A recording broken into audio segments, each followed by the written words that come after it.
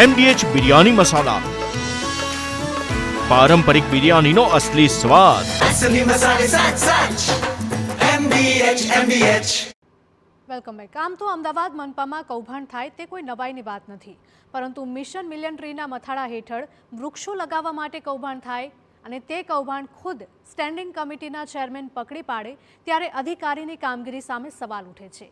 કેવી રીતે મનપા સ્ટેન્ડિંગ કમિટીના ચેરમેનની સતર્કતાના કારણે એએમસીની તિજોરીને 26 કરોડનું નુકસાન થતાં બચી ગયું છે, જોઈએ આ વિશેષ અહેવાલમાં.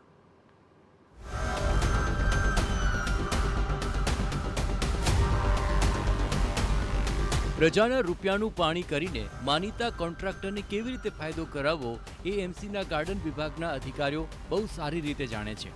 તમે પણ જુઓ એમસીના ગાર્ડન વિભાગના અધિકારીઓના કારનામા. એએમસીએ 21 લાખ વૃક્ષ વાવવા 4 એજન્સીને 69 કરોડનો કોન્ટ્રાક્ટ આપ્યો હતો અને શરત મુજબ એજન્સીએ 5 વર્ષ સુધી વૃક્ષોની જાળવણી અને જતન કરવાનું હતું. કોન્ટ્રાક્ટ મુજબ કુલ 69 કરોડમાંથી 14.60 કરોડ વૃક્ષોની કિંમત હતી, જ્યારે બાકીના 54.4 કરોડ વૃક્ષોના ઉછેર માટે ફાળવાયેલા હતા. પરંતુ એમ છતાં ગાર્ડન વિભાગના અધિકારીઓ માનીતા કોન્ટ્રાક્ટરને ફાયદો કરાવવા બીજું 26 કરોડનું ટેન્ડર બહાર પાડ્યું હતું. અગાઉના કોન્ટ્રાક્ટમાં સામેલ કરવા માટે 26 કરોડનું બીજું ટેન્ડર બહાર પાડતા સ્ટેન્ડિંગ કમિટીના ચેરમેનને કૌભાંડની ગંધ આવી અને સમગ્ર ટેન્ડર રદ કર્યું.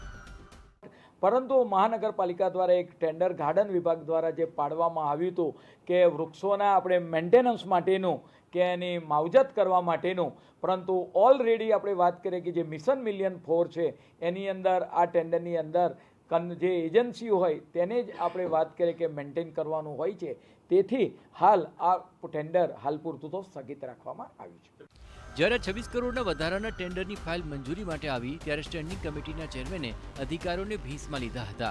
તેમણે સવાલ કર્યો હતો કે જો અગાઉના કોન્ટ્રાક્ટમાં જ જાળવણીની શરત સામેલ હતી તો ફરીથી 26 કરોડનો ખર્ચ શા માટે? આ સવાલનો જવાબ કોઈ અધિકારી કે કમિશનર આપી શક્યા નહીં. અંતે સ્ટેન્ડિંગ કમિટીના ચેરમેને ટેન્ડર રદ કરી મોટું આર્થિક નુકસાન અટકાવ્યું હતું. કે જ્યારે પણ કામ આપવામાં આવ્યું ત્યારે માવજત કરવાની જવાબદારી જે તે એજન્સીએ 40 લાખ વૃક્ષોની એમાં લીધેલી હતી. આ જોતાં જ આ જે નવું જે ટેન્ડર કરવામાં આવ્યું હતું એને આપણે વાત કરીએ કે આમાં કોઈ જરૂરિયાત હોતી નથી અને આ વાત કરીએ કે પ્રજાના પણ પૈસા વેડફાય નહીં, એટલે માટે આપણે વાત કરીએ કે આ ટેન્ડર એને રદ કરવાનો નિર્ણય કરવામાં આવ્યો છે.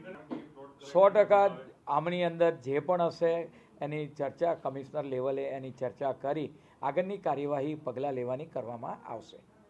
સૂત્રો તરફથી મળતી માહિતી મુજબ 69 કરોડના કોન્ટ્રાક્ટમાં વૃક્ષારોપણ અને વૃક્ષોની જાળવણી બંને સામેલ હતા. છતાં જ્યારે એજન્સીએ બિલ મૂક્યું ત્યારે આ રકમ રૂપિયા 130 કરોડથી વધી ગઈ હોવાનું મનાય છે. કમિશનર સમક્ષ આ ફાઇલ આવી તો અમદાવાદ મ્યુનિસિપલ કમિશનરે આ બાબતને ગંભીરતાથી કેમ ન લીધી એ પણ મોટો સવાલ છે. જવાબદારો સામે કાર્યવાહી કરવાની વાત તો મહાનગરપાલિકા તંત્રે કરી છે, પરંતુ હવે ખરી કાર્યવાહી ક્યારે થશે તે જોવું રહ્યું. Special report TV9. MDH kitchen king masala રસોડામાં હોય તો આપણે કંઈ પણ બનાવી શકીએ છીએ. રીંગણાનો ઓળો, બટેટા ફુલાવર, ભીંડી મસાલા અને બીજું ઘણું બધું. MDH